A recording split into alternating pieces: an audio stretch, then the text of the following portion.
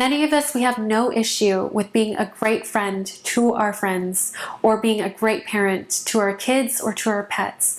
So why is it that when it comes to ourselves, our standard for love and support seems to be so much higher? In this video, I want to talk to you about the concept of unconditional self-love and how it finally clicked for me. Growing up, I never really put much thought to the idea of unconditional self-love, and once I learned that it was an ideal and something to be strived for, there was still a part of me that really resisted applying it in my own life. To me, it didn't make sense because I thought that if I reserved my affirmation and praise for myself for the times when I truly deserved it, that would in turn motivate me to become more ambitious or goal-oriented or something. And it turns out that that is a terrible strategy to go about life, because all it really did was make me a nervous wreck. Regardless, it was something of a paradox to me when I realized that those who had the ability to unconditionally love themselves tend to be those who lead richer and fuller lives. I believe that what explains this phenomenon is something called attachment theory, which was formulated by the psychologist John Bowlby in the late 1950s. Essentially, attachment theory states that the nature of the relationships that we have as adults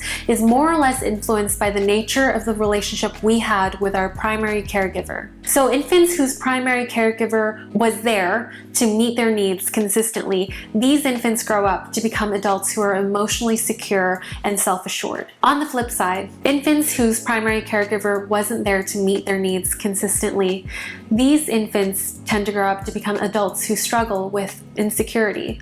So let me tell you about another phenomenon, and this one is called the secure base effect. This effect was first observed by Mary Ainsworth in the 1970s, whose work would go on to underpin John Bowlby's, as previously mentioned. The secure base effect is observed in infants who are securely attached to their primary caregiver. Using their caregiver as a secure base, these infants feel more empowered to explore their surroundings and derive greater pleasure from doing so. So what does this have to do with unconditional self-love? If you didn't grow up having a secure attachment to your primary caregiver, as I hadn't, there's hope for you, just as there was hope for me. And I'll tell you, you know what? Let's frame this from my experience. When the concept of unconditional self-love finally clicked for me was when I realized that what self-love looked like in application was the act of reparenting myself in the way that I had fully deserved all along. To love yourself in application means to be your own best friend and to speak to yourself the way that you would your own best friend. It means to affirm yourself whenever you're in need of affirmation and to comfort yourself whenever you're in need of comfort. And of course, it means you don't belittle yourself whenever you mess up, no matter how familiar the act of doing so is to you. Many of us, we have no issue with being a great friend to our friends or being a great parent to our kids or to our pets.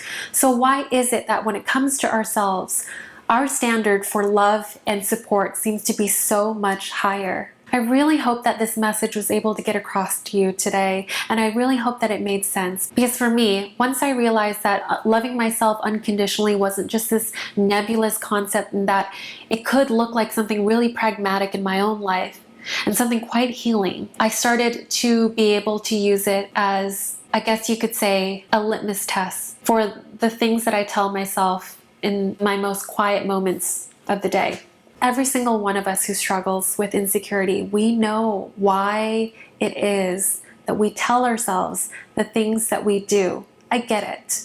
And I understand how pervasive this problem is and how deeply it can affect us, which is why I wanted to film this video today. And I am hoping that the message that I had to share resonates with you. And if it does, please send it to anybody who you think could benefit from it. Just imagine how different our world would look if every single one of us could be our own best friend or the parent that we'd never had. Anyways, that's my spiel for today. Thank you so much for joining me for this video, and I'll probably ask a question that I want to know the answer to in the comment section below. So if you would like to participate, that would be great. If not, I guess I'll just see you in my next video, hopefully.